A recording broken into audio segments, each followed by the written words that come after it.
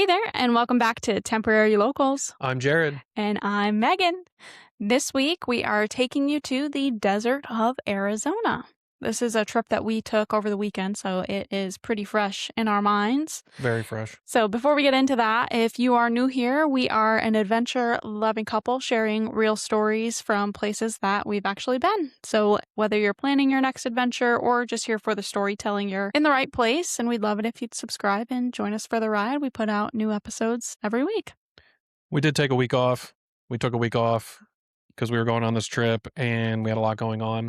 So we're back and we're better than ever. And if you think we were never coming back, you thought wrong. Here we are.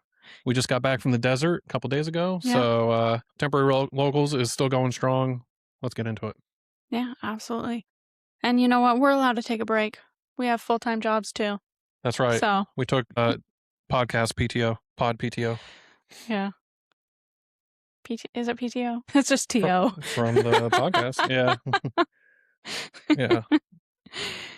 All right. Well, sometimes we'll start our episodes off with like a current event. I don't know if this is really a current event. It's just kind of like an intro, kind of like goes along with our episode, because when we flew out there, we had a connecting flight in Denver. And so the Denver International Airport has a little bit of lore and some conspiracy theories behind it. So we were just wanting to we thought it would be fun to kind of chat through it and kind of run down the list. Biggest one I think we talked about was the Blucifer, which is the 32-foot, 9,000-pound blue horse with glowing eyes. It's a statue kind of outside the airport.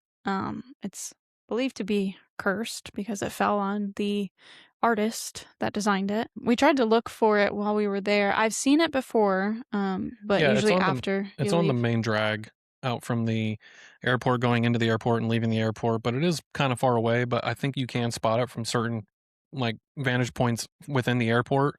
We did not see it. I even tried like looking it up on Google Maps while in the airport, but you can look at pictures of it. It is pretty it's an ominous kind of statue. And yeah, the story behind it is pretty crazy, and it killed its own creator, which is, I think, kind of poetic in a way. It's almost like the story of Frankenstein, right?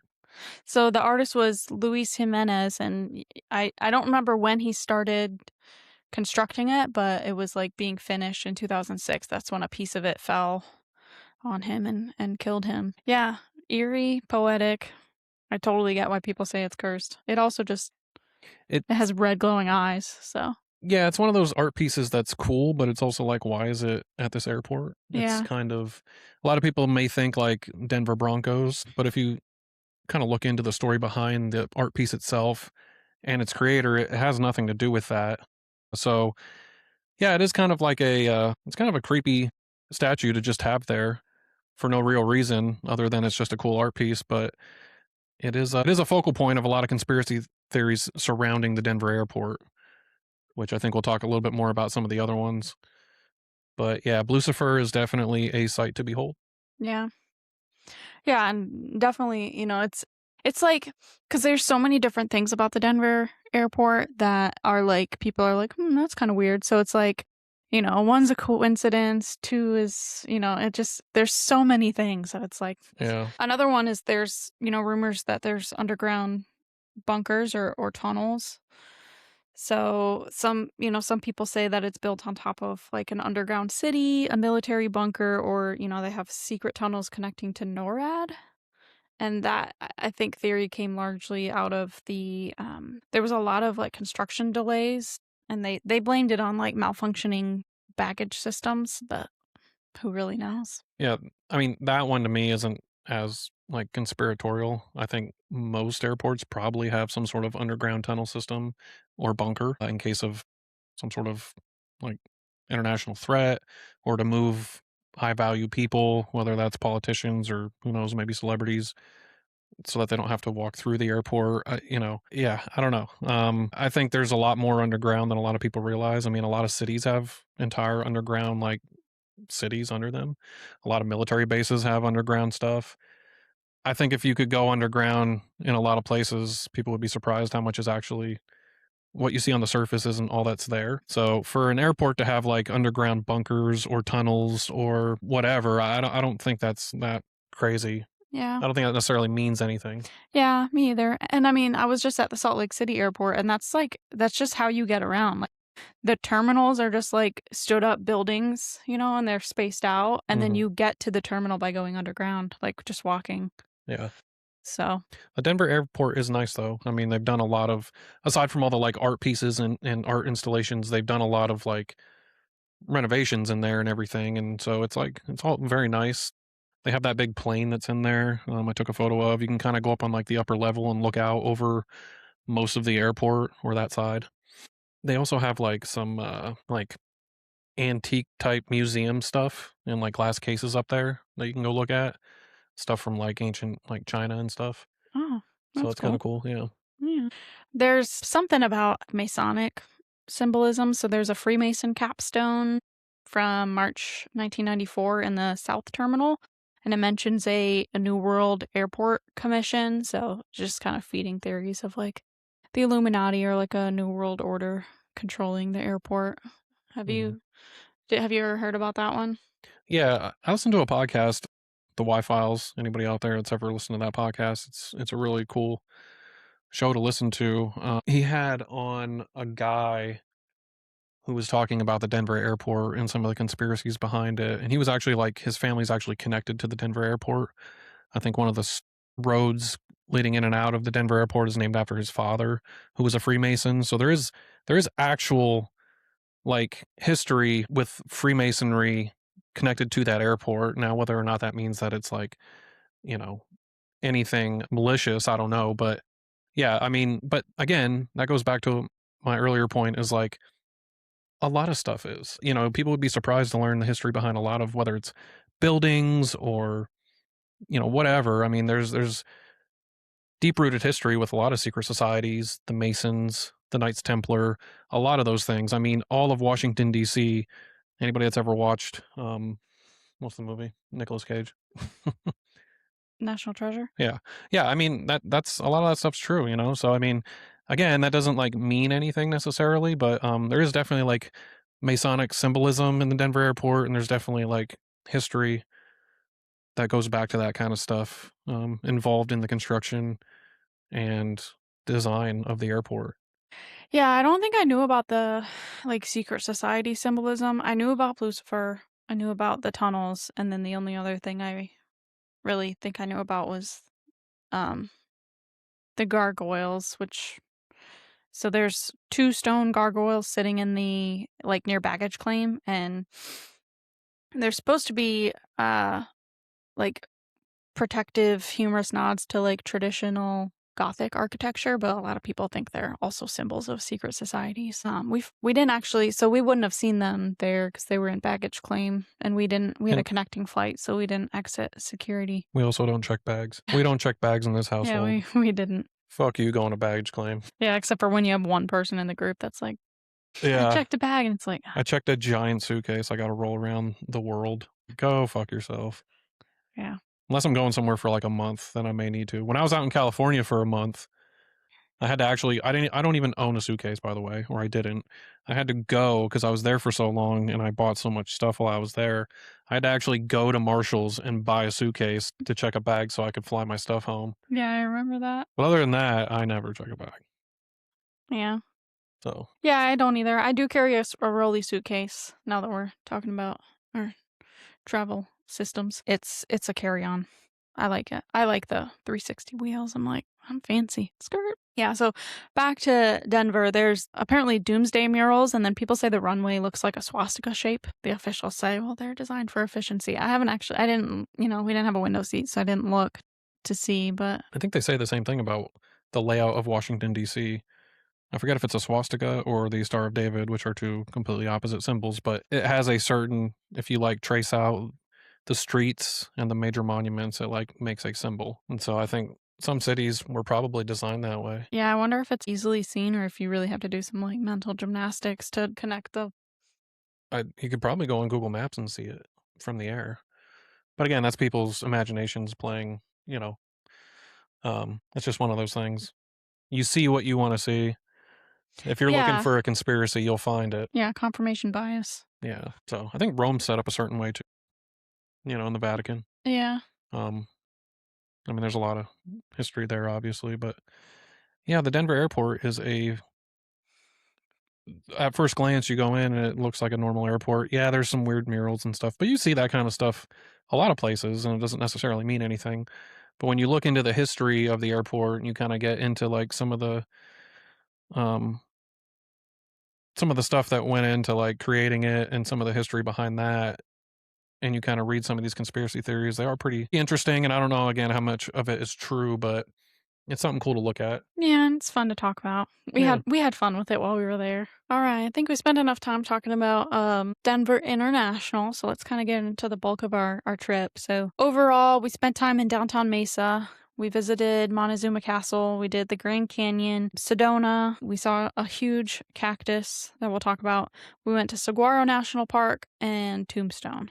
So we were only there for 4 days. We flew in on a Thursday, came back on a Sunday, actually Easter Sunday. So happy belated Easter. We packed a lot into this trip, and we'll probably say this again, but if we had more time, we would have done a little bit more in each place. For the most part, we had a great time. We're pretty happy with all that we were able to pack in there. We were all over, northern Arizona and southern Arizona. Did a lot of driving, but it was awesome. Yeah, It this was was definitely a road trip. yeah. Um, between the two of us, I think we probably drove 20 hours.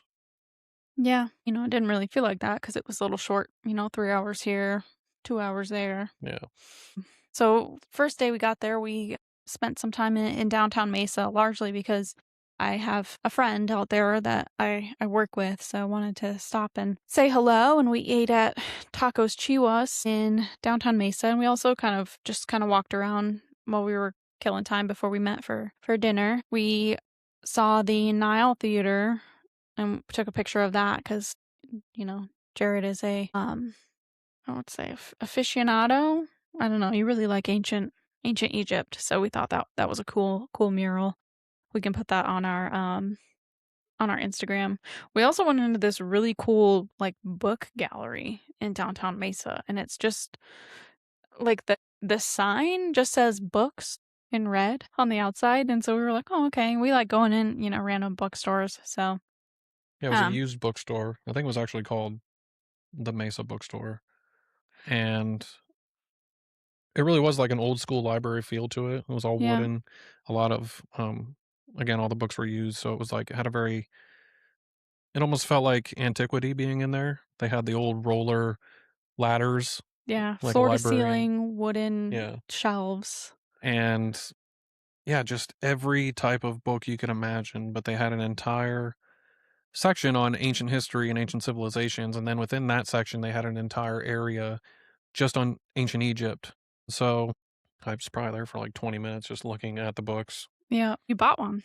Yeah, I You got a bought book. the I bought a book that really caught my eye. Mark Lanier wrote a book called The Complete Pyramids, and it's just an entire encyclopedia and explanation on the not just the Giza pyramids in Egypt, but all pyramids in Egypt through every dynasty, through every time period, through every kingdom. And so it's like the complete. If you are interested in the construction of the pyramids or the history behind the pyramids or the utility of them, it is a entire encyclopedia on that stuff.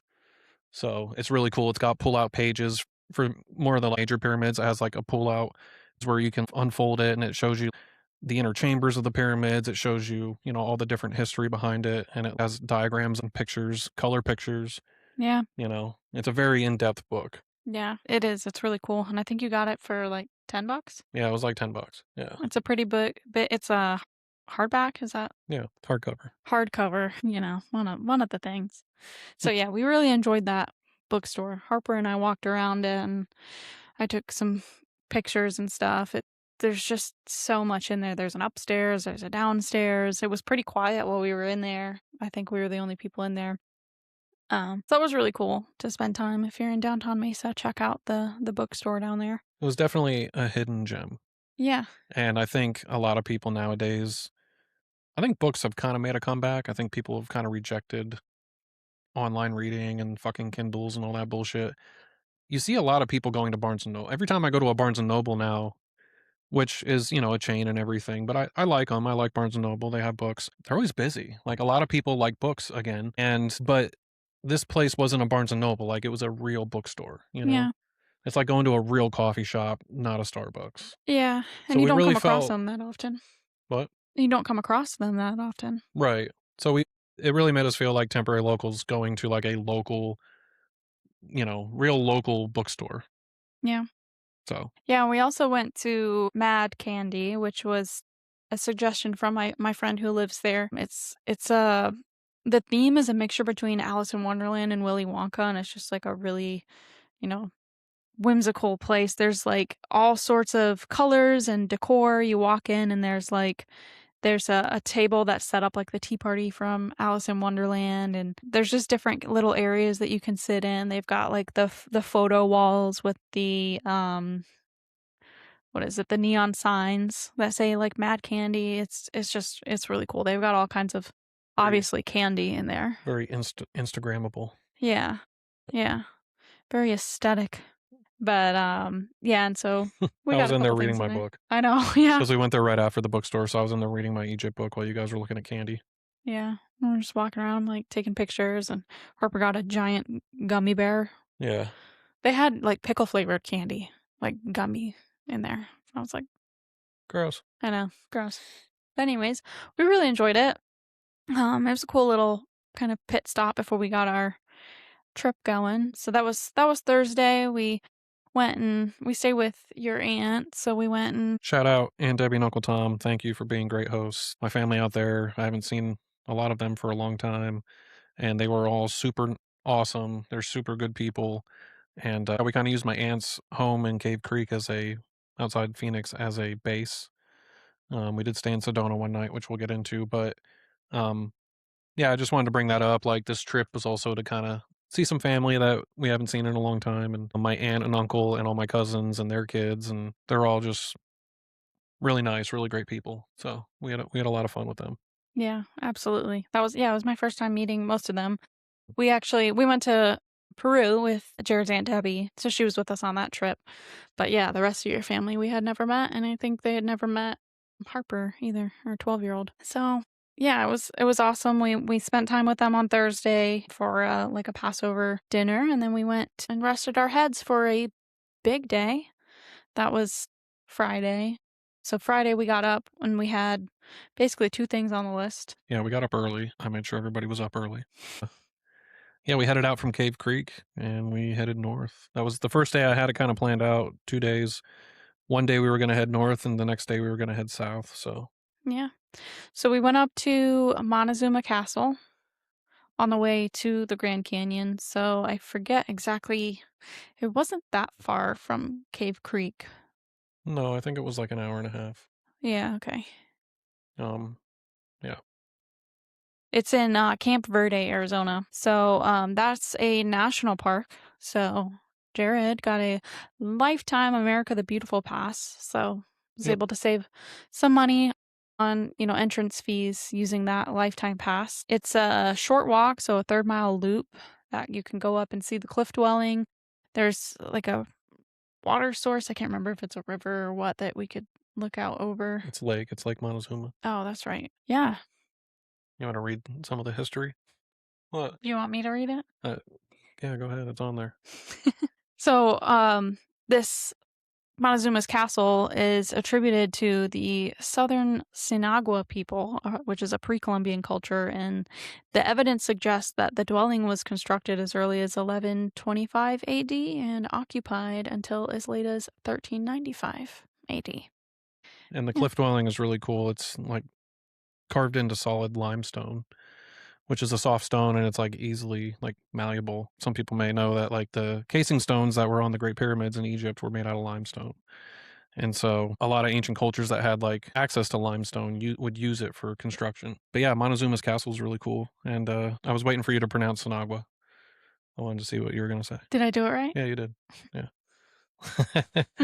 Can't tell me nothing. But it's funny because Montezuma is obviously the Aztec king, the ruler of the Aztecs. And so it's actually named after an Aztec ruler. That's what it's named after. So, Yeah, and I think you said it's not actually his. no, Yeah. I think that's what archaeologists have called it because the Sinagua people would have predated the Aztecs. And I don't know the Aztecs, there is evidence that the Aztecs went up into southern North America, but no one really knows that they made it that far up. Although there is people that claim there's like Aztec petroglyphs as far as like up in Utah. But yeah, the Sinagua people would have actually predated the Aztecs, at least mostly. And there's no evidence that they had any like connection. So, but it's named Montezuma because I think that's when the Spanish arrived and they saw it. They named it after the Aztec ruler of Yeah. Montezuma. Yeah, it was really cool to see, the cliff dwelling, and it was also a good pit stop, good thing for, families to see. It's not a super long hike, or, it's pretty flat too. And you can get your national park passport book stamped. Hmm. Yeah, and I don't think either of us have posted any pictures of Montezuma Castle yet. So, No, I've been um, really behind on posting anything. yeah, you can't go up super close to it. It's up Yeah. on the cliff side, obviously, but it is really cool to see and to know that people, you know, back in 1100, uh, carved that into the mountain and lived there. And I think people lived there more recently than that. I think that they say that um, even like Pueblo people inhabited Hmm. that cliff dwelling as early as like 17, 1800s. Oh, okay. So Yeah, it'd be really cool to go inside. yeah, you can go inside some of them. Some of the ones in Arizona and even up in like Moab and stuff, they have cliff dwellings that you can actually go inside. Yeah, it's really cool. Yeah. All right, so we did our pit stop at Montezuma's Castle, and then we headed back up north to the Grand Canyon South Rim. Also, Jared got us in with his America the Beautiful pass. We never calculated how much money we saved. We should have done that. Well, I got us into 3 parks, right, with it. Mm-hmm. Um, I don't remember how much Montezuma's Castle was, but Grand Canyon was, I think, $25 a car. Yeah, So right Montezuma was there, 15 because I yeah. remember somebody joking that we passed by. She was like, "Oh, my $15 back." She was joking though. Yeah. Yeah, so that was So 15. probably 50. I'd probably say it was $50. Yeah, I don't know. Saguaro might have been 20, 25. Maybe, yeah. Yeah. Anyways, so yeah, we went to Mather Point. We also got our cancellation stamp, which I was a little bit disappointed at the Grand Canyon stamp. Like, this is just me. This is of all the things to be like upset about, but a lot of places you go, they have like the cancellation stamp, which is the circular one with the date and it says, whatever national park it is.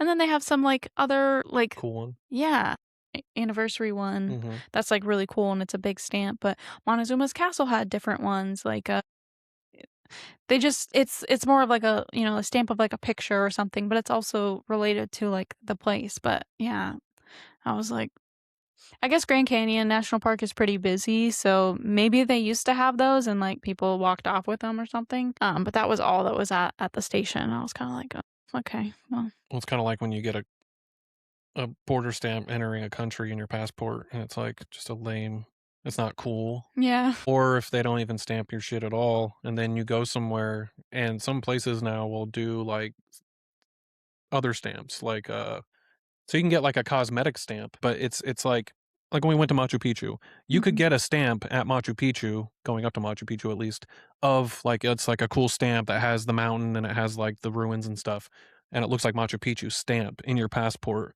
but they tell you, you don't wanna do that. don't put the yeah, You don't wanna get extra stamps in your passport that can invalidate your passport, but yeah, they do that because some countries either don't stamp your passport when you enter or their stamps, like, just fucking lame. Um, yeah. yeah. Yeah, Peru didn't stamp us, but Right. yeah, I remember being at that little station at Machu Picchu, and I'm like kicking myself for not having like an extra piece of paper or something just to stamp it and like have that, and put that in a scrapbook or something. Yeah. I guess we just got to go back. But yeah, so we didn't spend a whole lot of time at Grand Canyon National Park, maybe 20. I mean, you can make a whole day, multiple days at Grand Canyon doing all the hikes and stuff. Yeah, because we had so much we wanted to do and we didn't have a lot of time, we didn't hike at the Grand Canyon, which you can do, and it is cool to do, but you and Harper had never been there before, you guys just wanted to see it, say Yeah. you've been there, it's one of those things. Yeah. And also, I mean, It is a it's huge, like, people tell you, right? "Oh, yeah, Grand Canyon, it's literally called the Grand Canyon." But when you, like, actually get out there, just from the one viewpoint, it's like it just keeps going, goes on forever. It's definitely it's a sight to see. It is. I think it's one of those things that's, like, underrated in a lot of ways Yeah, because people that have never been to the Grand Canyon are like, "It's just a big hole in the ground." People say the same thing that about the Egyptian pyramids, like, "It's just a pile of rocks." yeah, But then you go there and you see it and you're like, "Oh, I get it." yeah, It's yeah, you have to see it, you have to be there. yeah. Yeah. But, yeah, so then we left the Grand Canyon and we headed to Sedona, which we were looking forward to. We had to go to the Turquoise McDonald's. I do. Our 12-year-old was fascinated. Yeah, I mean, I was too. We talked about the black arches in Peru. Mhm. So this is like the only place in the world where there's turquoise arches. And so we didn't want to be like loitering, so we did actually purchase a meal. Not proud of it. But yeah, and Harper's hair was also she had like a turquoise underneath peekaboo thing, so she wanted to take a picture with the sign. That was fun. We stayed at the Sedona Pines Resort, and we weren't planning on staying there. I think I we booked it Friday. Like, I booked it when we left the Grand Canyon. Uh, so, it's a little cozy resort. I booked the one-bedroom cottage. It was more than we would normally pay, but so it was $250 a night, but it has, like, all kinds of pools and jacuzzis and Yeah, it was like a little community. They're cottages, and they almost are like cabins, but they're, like, made to look like they're adobe, I guess. yeah. I don't think they actually were, but it's almost like a trailer park, Yep. but it's nice. And, yeah, it was really cool. I really enjoyed it. We were only there for one night. You get there, and you check in at the front desk, you get your stuff, and then they're like, "Alright, you have to go see the concierge Yeah, go to the ladies." concierge so she can give you your parking pass. Yeah. Well, first, I was standing there, and she complimented my, raw turquoise necklace I got from an indigenous woman. Um, and I was like, "Thank you." And I thought they were just, like, in there selling stuff, like, if you wanted to buy stuff, but they almost make it seem like you have to go in and talk to these people, and I thought that they were gonna try to sell us stuff like, "Oh, do you want Like a a helicopter timeshare. ride? Do you want an Oh, air balloon r do you wanna oh. go dune buggying?" Or I thought they were trying to sell us stuff because on all the walls, it was like a tourism place, and so I was, like, waiting for it, and I was like, "Oh, here we go." But I think she kinda No, figured out that we weren't buying nothing. well, and they are there to sell stuff. I don't know what their structure is if they get commission on it or whatever, but like a concierge traditionally is supposed to help you, just if you don't already know what you want to do, share with you, hey, this is what you could do in Sedona. Which they may or may not get a kickback. I don't know. But she did ask, like, what are you guys planning to do? So we told her that we were wanted to go to Cathedral Rock. That was like the main thing on our list. And so she actually gave us, I think, some bad advice. Yeah, she pulled out a map, like a 1800s map, and we told her that we wanted to go to Cathedral Rock, which is the main thing that I kinda had planned for us. It's one of the it's one of the more popular hikes in Sedona, but for good reason, it's one of the, like, coolest hikes, and she was like, "Well, how are you guys getting there?" And we're like, "Well, either the trailhead or the shuttle." I think we were actually planning on going straight to the trailhead. There's a couple parking lots that you can go to, but they fill up really quick, so I Yeah. knew we would have to be up early and get there early. And they opened at 8. Right, but she was like, "Don't do that because they fill up super early and whatever." And she's like, No, she told us not to use the shuttle. right, and she said, "Or and don't use the shuttle because the shuttle takes 3 to 5 business days, it seems like." That was her exact words. Yeah. She's like, "Go where the locals go," and she told us and she drew on this map in pen that I couldn't even understand, and so She she was told trying to us tell us, like, an alternative way to get there. Yeah, she told us to go to the Dead Horse Ranch State Park in Cottonwood. And so we're like, "Okay." And so we get up and we put that in our GPS and we go there. And rather than just going straight to the trailhead, which is what we were originally going to do, and then backup would have been the shuttle. So we go to that state park and at the front, Well, we first, it took us a while to get there it did take us a while to get because we didn't there. know what we were trying to follow a map, and we were like it was like a very poorly designed map that, like, a kid would make. Yeah. Oh, Yeah, like cartoon map. Yeah. Um, It looked like a kid's menu at a fucking restaurant. it did. Yeah, it did.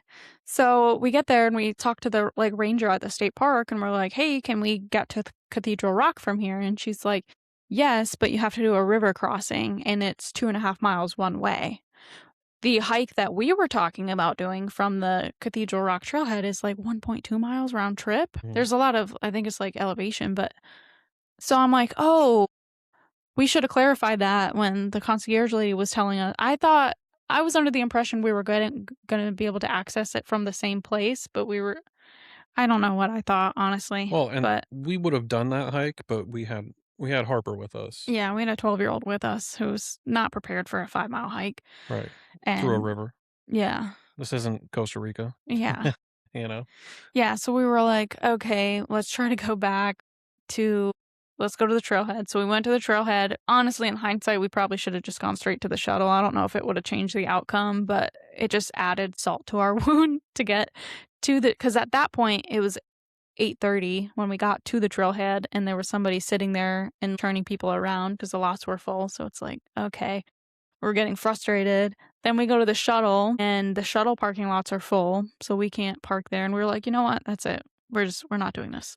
Yeah, I think it's important to mention that it's spring break at this time in Sedona. It was super busy, and so we knew it would be busy, but because it was spring break, our daughter Harper was on spring break, and so she didn't have school, and we wanted to take her out there. So Sedona during spring break, I guess it's high season. It's just crazy, and trying to go anywhere or do anything was just there's so many people, and everything was full, and you couldn't get into anything. And I just at this point, I really wanted to go to Cathedral Rock, and we couldn't find a way to get there. I mean, aside from hiking through the desert to it, And there was just no way to get there, and there was just so many people. I was done with Sedona at that point. yeah, I know. It was like we were a little like brokenhearted because everyone that I talked to about Sedona was like, "Oh my gosh, it's so dreamy. Like we love Sedona." Every single person that I talked to that either lives in Arizona or, has been there is like, "Sedona is awesome. You're gonna love it." And that's just not the experience that we had really. And part of it is on us, right? We could have planned a little bit better, made sure that we were clear on what the actual plan was before we left. I also think that Sedona in general is kind of it's very artsy. There's a lot of crystal shops. There's a lot of like yoga studios. It's very like spiritual. It's almost like a southwestern Asheville in a way, Yeah. except it's like they're rich hippies. That's kind of the vibe I got of Sedona. Yeah, it's very artsy and hippie, but it's like, rich people. It's like Trustafarians and stuff. And so I think Sedona would be my vibe if not for the people, and that's kind of the same way I feel about Asheville. Yeah, I just, I love spiritual stuff. I like towns like that, but like this one just seemed very like too fancy for me, Yeah. you know? Yeah, and that's we were also kind of warned that like, if you're going to shop downtown, it's like a look only type of place because it's Mhm. expensive down there. With that being said, the nature of around Sedona, the town itself, is Beautiful. stunning. The Red Rock, it's beautiful. It's definitely worth going to. I just don't know how much time I'd spend in town. Yeah, and I mean, also to be fair, we didn't we weren't planning on spending the whole day in Sedona. We were just gonna do Cathedral Rock until like 11 a.m. and then we were leaving to go southern Arizona. So, if we had been there a couple more days, we could have been like, "Oh, okay, well tomorrow we'll try again for Cathedral Rock," but we just didn't have the time. So, while we were leaving Sedona, we saw a sign for, the Bell Rock landmark, so we were like, "You know what, let's just stop and see if this trail is open." There was, like, 1 parking spot left that was, like, not really even a parking spot. No, it was not a parking spot. We did that a few times. We did that at the Grand Canyon too. Yeah, We just parking kinda was made our crazy. own parking spot. Yeah, Yeah. But we parked there, and we got to get out and stretch our legs and do a little mini hike. up the Bell Rock, yep. Yeah, the Bell Rock pathway, and then we kinda just turned around. We also did some off-roading while we were in Sedona. Yeah, let's talk about that. So, first of all, we booked a rental car, obviously, for all this driving we were gonna do, this road trip all over the state of Arizona, and we booked through a unnamed rental car company, Yeah, we're not telling. which shall not be named. But we booked. Unnamed rental car company that we shall not name, but it rhymes with schmashminal, right? Yeah, we're not naming it. So they tell you a spot and you go to the spot and your car's there, obviously. Yeah. And we thought we were getting a sedan. Yes, because what I booked was a Toyota Corolla or similar. So I'm like, okay, we're getting a sedan. We pull up to this spot, and I was like, these are SUVs. And I look and I'm like, we got a Jeep Compass. Yeah. Yeah. 4-wheel drive. And I was like, I mean, oh, it's not a Rubicon, boy. but it'll do, It's right? got 4-wheel. Yeah.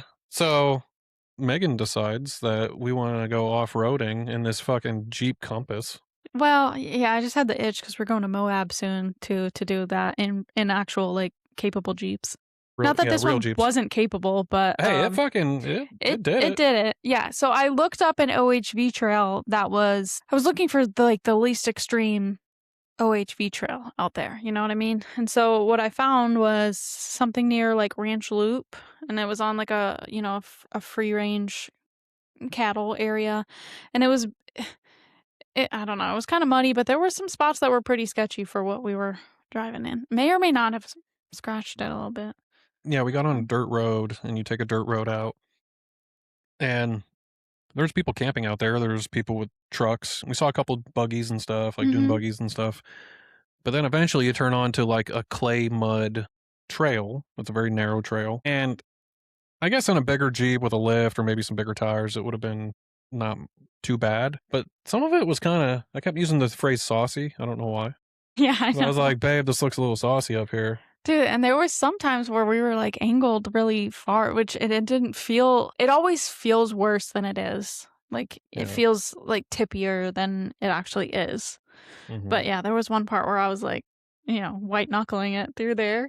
Yeah. I was like, oh. And because I kept thinking like, first of all, if we get stuck out here, I didn't even know if we had reception out here. We're in the desert, by the way. We're outside Sedona, but we're in the desert. Aside from a few RVs out there, there's nobody out here, and they're back there. So I just kept thinking, if we get stuck out here, there's going to be nobody like to come pull us out.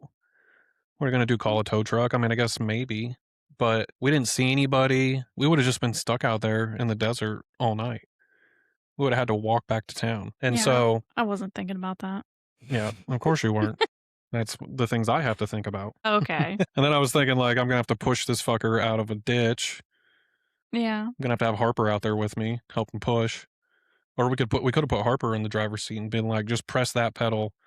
We're going to push, But we didn't get stuck at all. And the Jeep did really well. I mean, again, some of the trails were kind of saucy, but at one point, as we're coming down this trail and it kind of narrows, you had to stay to one side to kind of straddle the way the path was because it was really rocky. Yeah, I was trying to avoid a saucy spot, so I had to get close to a bush. Yeah. That was basically just thorns. Yeah, it was a desert bush. I mean, it was like a fucking, yeah. And so as we go by this bush, we knew we were going to hit it, obviously, but like, dude, the sound. It wasn't that bad. Yes, it was. No, it wasn't. We all looked at each other just like, no. No, it wasn't that bad. Yeah, it was. We knew.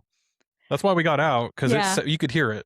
Yeah, I got out. I was like, I know there's going to be something. And it looked worse with all the like dust getting in the cracks. Dude, it looked like Freddy Krueger fucking took his claws and fucking.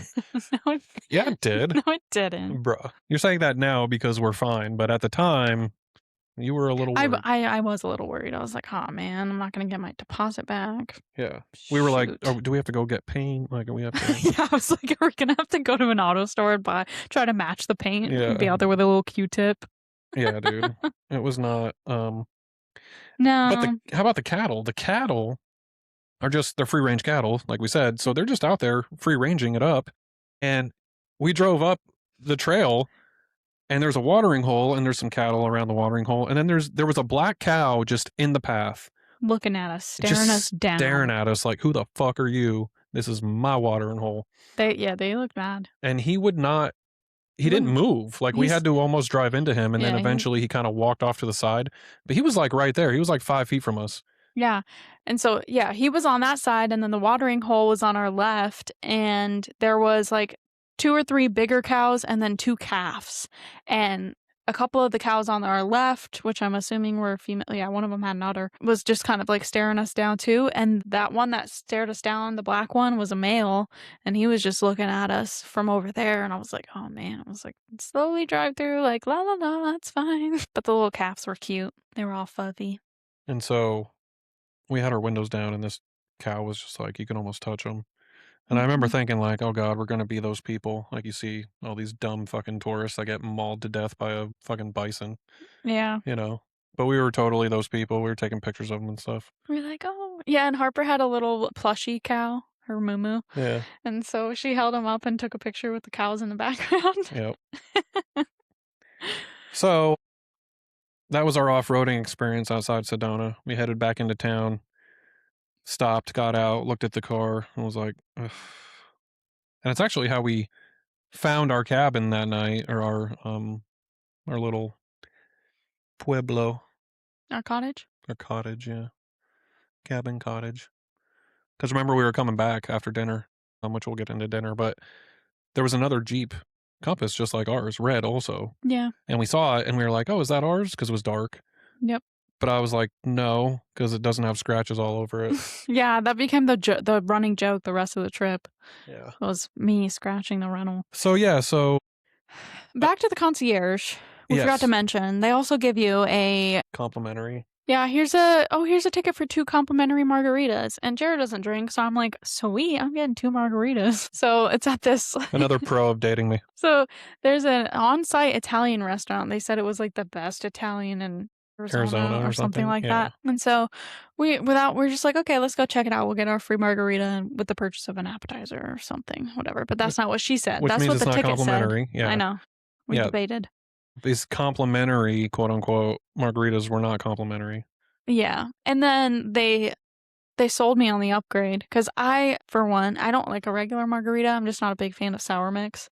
And so if I do get a margarita, it's usually flavored. And I didn't even ask I just assumed that the complimentary margarita was like a straight up margarita, no flavors. But I don't know if maybe it was just the upgrade was the like upgraded tequila or whatever, the higher end tequila. And maybe I could have gotten But a she's free. like, yeah, with the upgraded margarita, it's only, what was it, $6? They're normally 14, but on the receipt they were 18. Yeah. Anyways. So anyway, it, again, wasn't complimentary because we ended up spending $1 million for dinner. Because their fettuccine, and this was like, their fettuccine was $45. Yeah. This was a fancy place. What? Which is funny because the place we stayed at, the cottage, it was nice, but it wasn't super expensive or fancy. Yeah. So it's like, why this like super fancy Italian restaurant is connected to it was weird to me. But so yeah, we ate dinner. The menu, it was a very, I guess, authentic Italian place. It wasn't a Carrabba's Yeah. or an Olive Garden. A lot of the stuff on the menu, I'm not big into Italian, so I didn't know what a lot of it was. Harper didn't know what any of it was, and she picked some random shit. That had so many mushrooms on it. Yeah. She picked it all. Oh, it was so funny. Yeah. So we got suckered into that one. But I mean, it was a pretty good dinner though. Yeah, it was. And it was nice to sit down and just enjoy like a nice meal together, Yeah. especially after having $1.5 fucking McDonald's. margaritas. You got lit off some margaritas, and then leaving the restaurant, you were feeling kind of good. And there was music playing. Even in the restaurant, we could hear the music outside. They have a patio, and they were having like live music out there. And I remember we heard somebody like through the wall. I could kind of hear the music, and I was like, "Is that Purple Rain?" Yeah. Because all I hear is like, Yeah. I was like, is that Purple Rain? So when we were leaving the restaurant, you were feeling kind of good. I'm always feeling good. I'm eternally drunk. So, it's, all the acid I did when I was younger. I'm just always just on a trip. So we went out and we're like, as we were walking by the patio area, we saw a guy up on stage, looked like Little Richard, Yeah, he straight did. up looked like Little Richard in a suit and everything, and just like singing. And he had a guy playing, I think, electric drums or something. And it was just these two guys. And I noticed there was, like, 3 people out on the patio listening to this guy as an sing audience. his heart out. Yeah, dude. And they had a lit up dance floor that you'd see at like Yeah. a wedding. So like the dance floor was there and like it was all lit up. So we're like, let's go. Harper was like Well, I kinda covering her felt face. yeah. I kinda felt bad because there wasn't really many people listening to him. It was, like, 3 Yeah. people out there, and so he was, like, out there singing for essentially nobody, and I was like, "Let's go in here." So we went in and, we danced a little bit. We Yes. were the only ones up there dancing, and We Harper was embarrassed. we danced and did like a fun dance and then we did a slow dance. Yeah. Um He did a slow song for us because we were about to leave after the first mhm. song, and he's like, "No, no, no, hold on, I got something for you," and then he played a slow song. Do you remember what it was? I don't because we talked the whole time. We did. We were like, you know, in in love talking on the dance floor. Yeah. It reminded me of when we went to the wedding and we took Harper to that wedding, Yes. and you and I cut a fucking rug up on that dance floor, Yeah, we did. and Harper was just like, "Oh my She's god." like, "I'm so embarrassed." Yeah.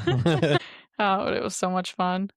And then we left there and we played ping pong, which is where I had already did something to my neck before we went out there, and I slept wrong on it or something. I don't know. I've got a doctor's appointment this week, but I have self-diagnosed that I have like a pinched nerve in my neck or something, and I was starting to feel better, but then we played That ping was the pong. margaritas.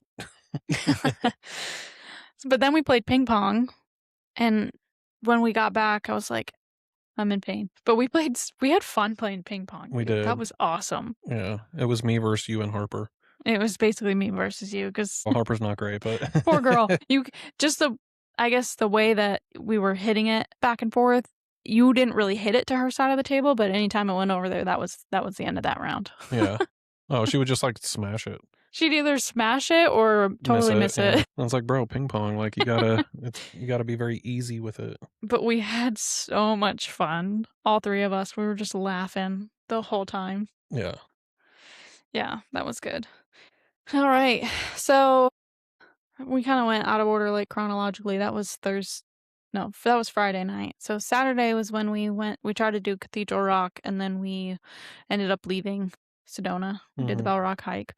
We headed to the Shiva Cactus, which you looked up and found, which is an 80-arm saguaro, and it's located on like the Ironwood Forest National Monument. So I was surprised when we went there because we didn't actually see the national monument, or I didn't see a place where there was like a park, or because I was looking forward to getting another stamp. Yeah, I thought it was going to be in, like, a just like a national park of some kind or, reserve area, but and I think you can access it from wherever that was, but we found it right off the road. Yep.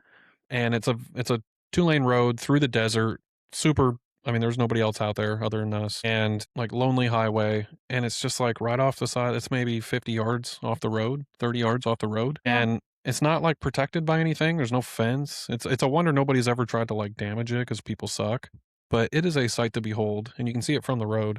It is a giant cactus. With so many crazy, crazy, arms growing off of it at, various heights of the cactus. Mhm. So they estimate that it's between 150 and 250 years old. So I wonder how hard it is to date a cactus, because I feel like 100 years is a big range to Yeah. have in your estimation. But yeah, you can look it up and find it. But I found, just kind of looking up, like, hey, where is this cactus? It's past Pump Station Road, just after the second cattle guard, and you can see it from the road, like Jared said. So we just put the Silver Bell mine into our GPS because you will see the cactus before you get to the actual mine. So Yeah. yeah, It's not the tallest saguaro. I think we had even seen yeah, taller ones. It's still very tall, but, it's um, very unique. it's very unique, and the arms that grow off the side of it and everything is it's got more arms than any other cactus in the world. So, Yeah, for that reason, it was a really cool thing to go see and to get pictures of and to experience. yeah. And again, I mean, that we probably spent 20 minutes there. Yeah, And then we left there and headed to Saguaro National Park to um, see more saguaros. to see more saguaros. And honestly, going to saguaro after going to see the Shiva cactus, I thought to myself, because I've obviously seen saguaros before, and we saw them even before we went and saw either of these things. They're everywhere in Arizona, Right. especially southern Arizona. But I thought, like, is that going to ruin Saguaro National Park for me? Like going to see you know, Crazy cactus. that's like going to see a ditch and then going to the Grand Canyon, like or going to the Grand Canyon, I mean, and then going to see, like, a ditch or something. It's Yeah. like the 80-armed saguaro is so magnificent and so big and so crazy looking. Is it gonna ruin, like, Saguaro National Park for me? But it didn't. No. Saguaro National Park was my one of my favorite parts of the trip. It was Mm, so cool, so gorgeous. Yeah. Uh Just being able to kinda drive through, it's very scenic, there's, like, flowers, all sorts of, like, just different shaped cactuses and desert brush all over the place. It's really cool. It's a one-way, so you can drive through, it's like an 8-mile loop, and it's one way, so, like, once you enter the park, like, you you have have to to do the drive the loop. loop, which is inconvenient, but also good at the same time. Yeah. 'Cause, we were on a schedule, obviously, and wanted to go to Tombstone after this. I was like, it'd be nice to just be able to go and because we hiked Saguaro. We hiked the Mhm. Mika Trail, which is a pretty simple, easy trail. We had, again, we had Harper with us. Yeah, it was 1.5 miles round trip. And so we hiked through the saguaros and everything. It was really beautiful. But I was like, when we were leaving, I was like, it'd be nice to be able to just leave and not have to drive. But in hindsight, I'm glad it was like that Me too. because that drive was amazing. Yeah.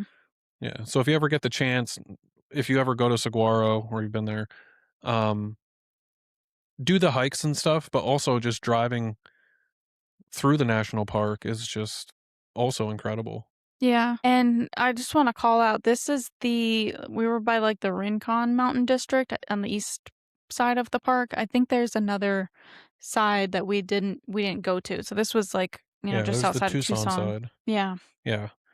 But yeah, I think saguaro, I think the national park is underrated in a way. I mean, it's popular to an extent. You see a lot of pictures and stuff, but I think when it comes to Arizona in particular, a lot of people focus on the Grand Canyon, which is again amazing, and a lot of people talk about Sedona. You don't see as much about saguaro. Even when we were talking to my aunt about all the things we were doing, she's, and they've lived in Arizona for years now, and they has spent time there before, and she's like, "I've been to the Grand Canyon, I've been to Sedona."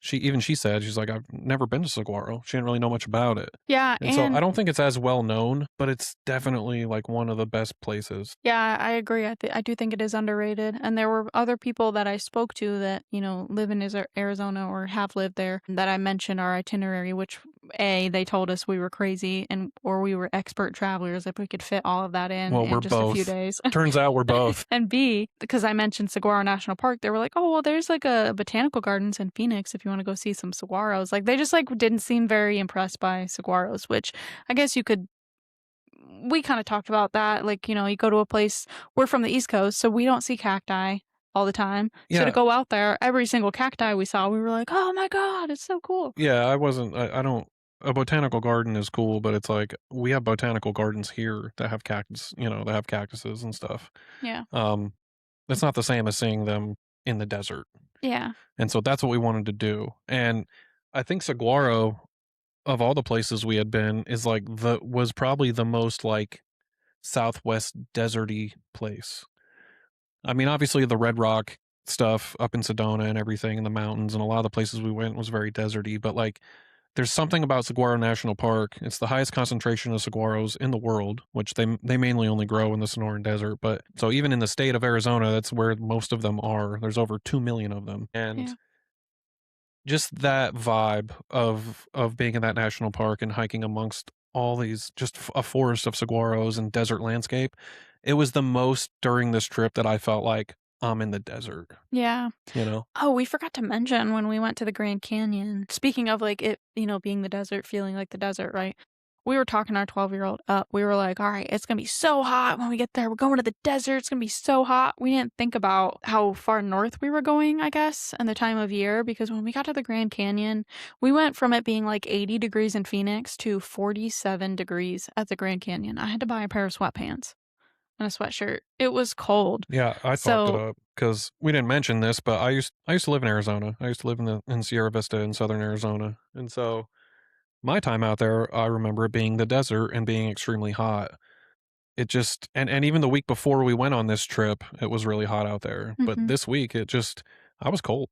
Yeah, there was several times where it was like, we're cold," and, like, we knew it was, like, the desert, so we brought sweatshirts and stuff for, like, in the evenings because it gets cold in the evenings, right? But, yeah, we were not prepared when we went up to the Grand Canyon It was cold. for that. Yes, it was very cold, Yeah. which is another reason why we didn't spend a whole lot of time there. Well, it's a different everybody says it's a dry heat. It's a different type of heat. I mean, out there, 90 degrees feels like 90 degrees. We live in South Carolina, so when it's 90 degrees here, it feels like 110. Yeah, it's the humidity makes a big 100% humidity difference. all the time. So, yeah, out there it's like it's hot, but a desert heat is different and it's not as brutal to me, I guess. Because the humidity is what gets me. Yeah, I don't know, I feel like not being used to that, climate and then going out there, it almost feels like a little bit more dangerous because you don't realize how Hot it hot is. it Yeah. is. And that's another thing where people end up getting in situations where, they're, like, hypothermic. It's not because they're, I guess mainly because 'cause they're unprepared, but, like, people like us could have been out there hiking and, not paying attention to, the time or whatever, and you end up, you think you're in the desert, but it gets cold and you get Yeah, they most people actually die in the desert, not from the heat, but from the cold at night. yeah. Most people can survive during the day. It's at night you actually can get hypothermia and die. So you wouldn't really think that, but that's actually how most people die in the desert. But another thing that's dangerous about the desert, and especially hiking and being outdoors in the desert climate, is that you don't sweat as much. So you don't notice yourself sweating as much. So You get you don't overheated. hydrate as Oh. much. So you don't, out here in South Carolina, when we're out hiking at Congaree or something, you're sweating so much that you're drinking water to Mhm. replenish yourself. In the desert, you don't sweat as much, so you don't hydrate as much because you don't realize how much you're sweating and you don't realize how hot you actually are. Is it that you don't sweat or is it that you sweat, but it evaporates immediately? I mean, probably both. You probably don't sweat as much, but you do sweat. But you don't hydrate as much because you don't feel it as much. You don't feel like you need to as much. And so people get heat exhaustion out there a lot easier, Yeah. stuff like that. So that's another dangerous part of the desert is like you don't realize until it's too late, like what kind of situation you're in. Yeah. So, I mean, I have stories and I know people that have gotten lost in the desert. There's a former UFC fighter that got lost, I think near Death Valley. He was out hiking and, yeah, just died out in the desert. Wow. I mean, it happens all the time. Yeah. You'd see that I mean, I've never seen it, but in Sierra Vista in Southern Arizona where I used to live, it's 10, 15 minutes from the border, and I mean, there's stories of, like, you'd be out hiking somewhere outside Sierra Vista and you'd find a dead body. You'd find a migrant across the border and they'd die out in the desert, That's so sad. and so you'd see, gallon jugs of water tied to a stick out there, like, people would leave for Like a people trail crossing the angel. border. Yeah, Yeah. stuff like Wow. that, so, yeah, I mean, the desert is dangerous, and you have to have your wits about you. Yeah. Yeah. So, yeah, that was, Saguaro. also Saguaro is a cashless park. Oh, yeah. Yeah. I think most people have cards and stuff, but yeah, I did wanna call that out. They don't take cash there. It's like there's, like, signs everywhere. Yeah, Um, so then we left Saguaro and we headed to Tombstone, Arizona. and originally, we weren't sure that we were gonna be able to go to Tombstone, but Yeah. we saved some time not going to Cathedral Rock, and in Yep. hindsight, it was kinda nice because, yeah, we knew we'd be back late, but we were, like, already down, past Tucson, so we were like, "Let's go down to Tombstone." Yeah, it was an hour and 45 from Saguaro, Mhm. Tucson area, to Tombstone. So we got there just before sunset, it was a really pretty sunset. Tombstone's really cool, and you had been there before. Yeah, I'd been there a number of times, and it was nostalgic for me. Because I had been to most of these places that we went when I was out in Arizona before, but Tombstone is a place that, like, was really close to Sierra Vista where I was, and so my buddies and I, on the weekends, we would go out to Tombstone and we would hang out. We'd go to that saloon, Mhm. Big Nose Kate's. Big Nose Kate's, and, yeah, so I just have really fond memories of Tombstone, and it was just really nostalgic to be there, and I talked about this a little bit in some posts I made, but it's like I remember going there at 20 years old with my buddies and just, like, getting rowdy, and I wasn't even old enough to drink yet, and now coming back almost 20 years later with, you and my kid was just such a different experience, but to be in the same place that I used to frequent all those years ago was, like, super crazy to just think about, like, how much life has changed, and I look at my buddies that I would go to Tombstone with, and they have kids now, and and it's just like we've all grown up so much, and to go back there to, like, essentially, like, a childhood place for Yeah. me was, like, real cool, and it was really nostalgic, and Tombstone hasn't changed much. I mean, it doesn't really. It's a old western town that's still set up that way. Yeah, and what I liked about it is they have it like the road roped off, so they don't have motorized vehicles traveling down the road, so it's cool to just walk in the middle of the road and look on either side of you of all the, the I guess it's just Western, the architecture of, like, the buildings together, and they're all wooden and, the little wooden, porches and whatnot. It was just really cool. Wait. Yeah, I remember back in the day when I would go to Tombstone, they would actually have people on horses would come into town on their horses and, like, tie their horses up outside the shops and the saloon and stuff. Like, it was a real western town, and, it's where the movie's based on, the movie Tombstone. I believe they even filmed it in Tombstone, which is a historical movie. It's based on real events, and the gunfight at the OK Corral happened there, and they do reenactments every day for forever. They've done it, so you can go see that while you're there. Yeah, we got there, kinda too late in the day to see any of the reenactments, but we were able to see, like, for lack of a better word, some of the stage areas where they do the shows, so that was still pretty cool. And I wonder if we had gotten there earlier, if we might have seen some people there with, like, horses. Yeah. Well, I saw a few people that looked like they were it's hard to know in Tombstone because the locals there are real cowboys, a lot of them, and that's how they dress, like real Western people. Yeah. So it's hard to tell if somebody's a part of the reenactment or if they're just a genuine cowboy, but we saw people that looked like people would have in the 1800s Yeah. there. Yeah. Even when we were at the saloon eating, there was people in there that I was like, "Are you a part of the reenactment, or are you just like?" Yeah, you're just here. Yeah. Yeah, it was really cool. I'm glad that we were able to make that work because, yeah, again, that was an optional stop for us. We had it, like, tentatively on our itinerary, and that's why we kind of kept all of our other stops. We had a time crunch, like, okay. Like, Mhm. not to the point where we were like, we couldn't enjoy ourselves. We still went and enjoyed it. It just Right. worked out in a way that we were able to go to Tombstone, but that was put us further from Phoenix area, which is where we were driving back to at the end of the day because we didn't wanna get another hotel room.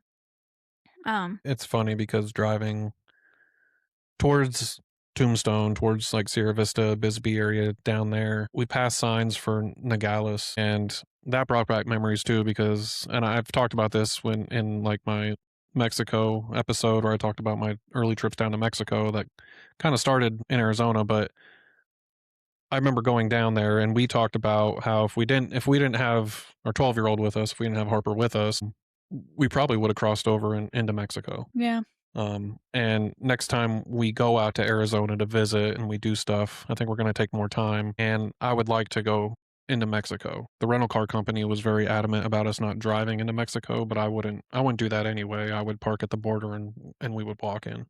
yeah, So Nogales is a really cool like border town. So yeah. I'm super excited to go back. Harper didn't have her passport, so Yeah.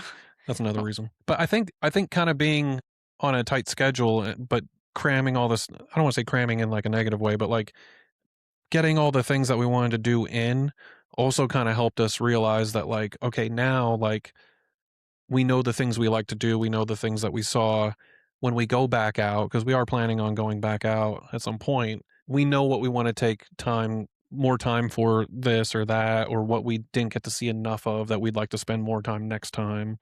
So it did yeah, it did help us in that way. I think it was a really good trip overall just with all the stuff we got to do. yeah. And Harper was a good sport. Yeah. She was kinda just chilling while we were driving so many different places, and she was excited to see the main thing on her list, I think, was the Grand Canyon. That was the thing that she was telling all her friends about, like, "Oh, on spring break, I'm coming to the Grand Canyon." Right.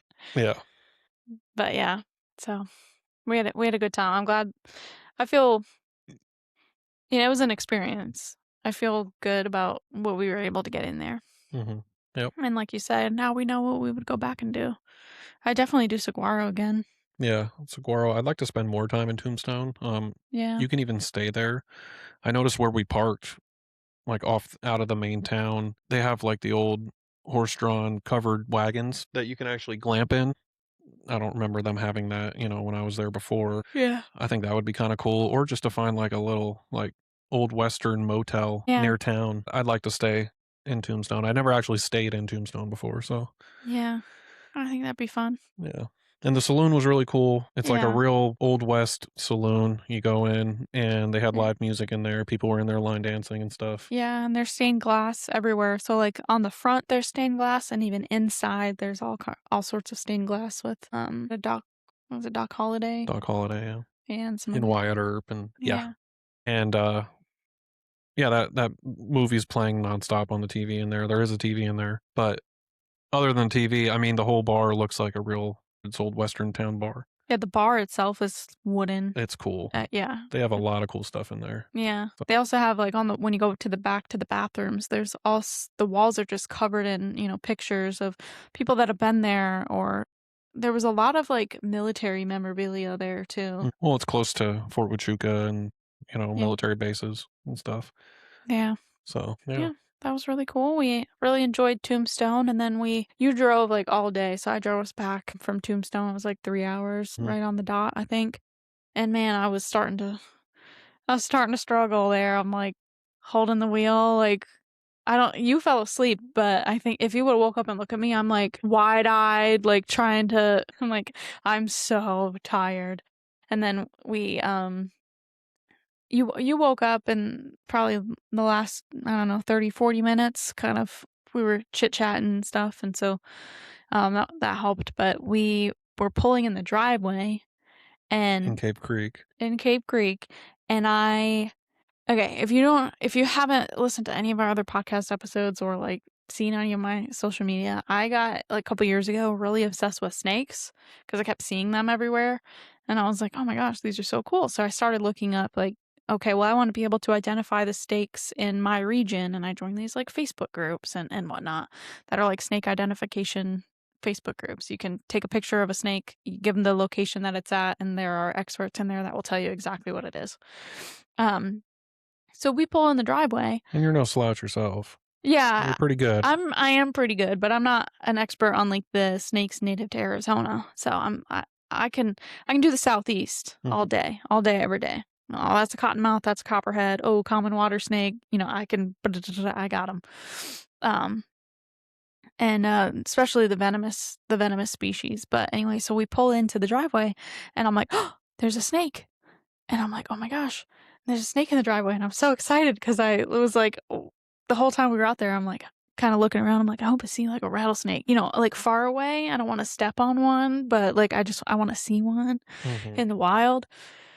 Um, so I'm like real excited about seeing the snake, and you're like, he's like wrapped around a hot pocket or something. And I'm I like was like, "This snake eat a Hot Pocket?" It looked like a Hot Pocket. it did, yeah. So we get out the car, mind you, we are exhausted, tired. We get out the car and I walk over there and I'm like, we can't really tell. We can't, see what it is. But then I notice it's one of those like sticky traps that's kind of like folded over on itself. So it's like, it looks like a box. It did look like a hot pocket. Um, and the snake was like curled up around it. I had like a charger in my hand and I just kind of like touched its tail and it reacted and moved. And so I was like, okay, well, it's still alive. But I was like, man, I know I've seen before, that's pretty common to see in those like snake groups is people, snakes stuck on sticky traps. And I've seen them give advice on how to get them off the trap if they're still alive. And so I knew about what it would take to get it off. But I'm like, "Man, I'm so tired." So we're like, "Let's just go inside." I was like, "First, I wanna confirm what it is because I don't know what it is." I was pretty sure it wasn't venomous, but I was not sure of the ID. So I took a picture of it, posted it on the page, and then we went to bed and we're like, "We'll go see if it's still alive in the morning." Um, You had nightmares about it. I didn't have nightmares, but it You took dreamt me a about it. while to go to sleep, and as soon as I I kept waking up in the middle of the night and, like, thinking about the snake, and then I woke up in the morning and, as soon as I opened my eyes, I was like, "Alright, let's go check on that snake." So the group confirmed it's a Sonoran Gopher Snake. Snake. We named him Stucky or Stucco. Stucco.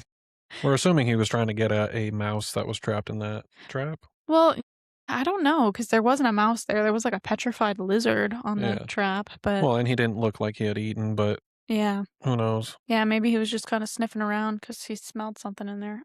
I don't know. But, so we got some Pam cooking spray, we went out there, and he was not happy at all. At first, we thought he was gone because he's so well camouflaged. He had moved more into the rocks, off the driveway and into the rocks, um, and so we just saw the box, and then as we got closer, we are like, "Oh, wow, he's still there." His camouflage was so good, and so I went to pick him up, and he's like it's a defense thing that they'll do, even though they're not like rattlesnakes, they will wiggle their tail, and it does like, hitting the rocks and stuff, it does kinda sound like a rattle, and so he was doing that. I picked him up, and he was kinda hissing, but we were able to see that he was kind of stuck on underneath his chin, and I don't know, maybe a quarter of his body was kind of wrapped up on there, and then the rest of the sticky trap had, like, dust and other bugs stuck to it, so it wasn't really sticky anymore. He just happened to find the one spot on that trap that was still sticky, unless he's the reason why it's all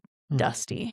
Yep. Maybe he was, like, thrashing it around and it got dust on there. Not sure, but, um, yeah, so just started kinda spraying his body, trying to avoid his eye eyes, and, yeah, I sprayed, like, around I worked my way up to the head because I didn't wanna get bit, and after a while I mean, I spray the oil on there, and he starts kinda wiggling around, so it naturally kind of works the oil underneath, so then I started noticing, "Oh, okay, where I did spray, he's already, like, loosened up from the trap," and it was getting closer and closer to his head, and so, he's still agitated. He, she, I don't know. But the snake was still agitated because it obviously doesn't know that we're trying to help it. And so it was coiling like up around its head, which actually worked out because he was like covering his eyes. So I was able to use the cooking spray and we had a Q-tip too. But then it basically got up to its chin, and then he just started pulling his head back. And it was so weird to see the sticky kind of Mm, come off the trap, but he was totally fine. I thought maybe there could have been some, like, degloving of, like, the skin being left on the trap, but no, there was nothing left behind. He looked totally fine. that's what I was worried of, is it almost seemed like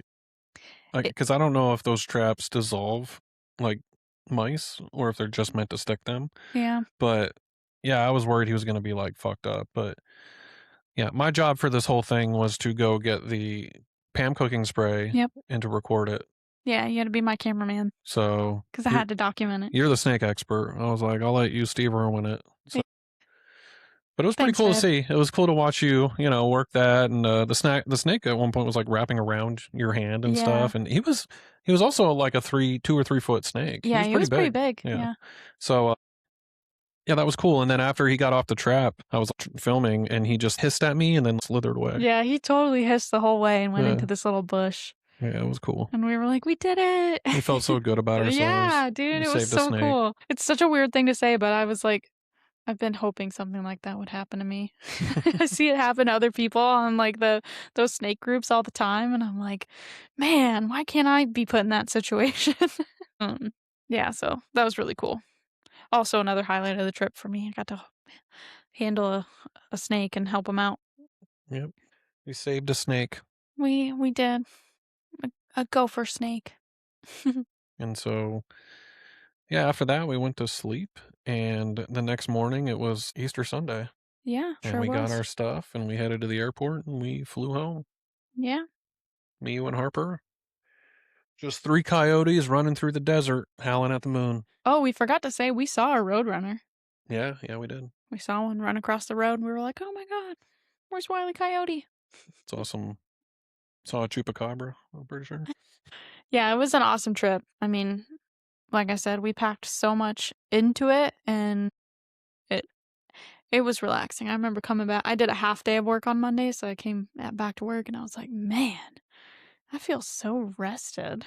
Like, we didn't get a whole lot of rest, but just mentally and I don't know, in my soul, it was just so good to get out in the outdoors, you Yep, know? yep. It was a good time.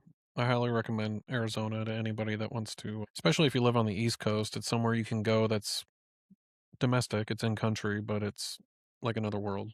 It's Yeah. very different than what a lot of people might be used to. Yeah, and let us know if you've been, what you think about our um itinerary, or if you would do that itinerary, depending on the time that you have while you're there, right? But yeah, let us know what you think. And other than that, that is it for this week. Thank you guys for listening. Thanks for waiting for us for a week.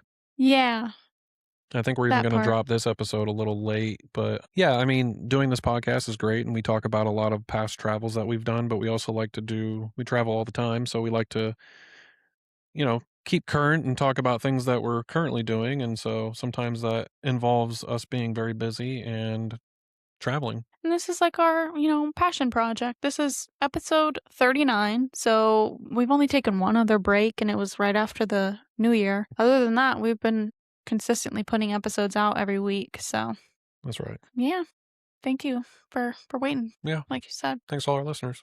Yeah. I probably should have mentioned this earlier because I did mention the crick in my neck, but if I look weird if you're watching on YouTube, it's because there's something wrong with my neck. We'll figure it out though. Other than that, you can find Temporary Locals on Spotify and Instagram at Temporary Locals Podcast. You can find Jared on Instagram at Rover_Stover and also on YouTube at Rover Stover. And you can find me on Instagram, TikTok, YouTube, and Facebook at Mego Goes Global. And with that, I'm Jared, and I'm Megan. Thanks for exploring with us. and remember to be a local anywhere you go. Bye. Bye.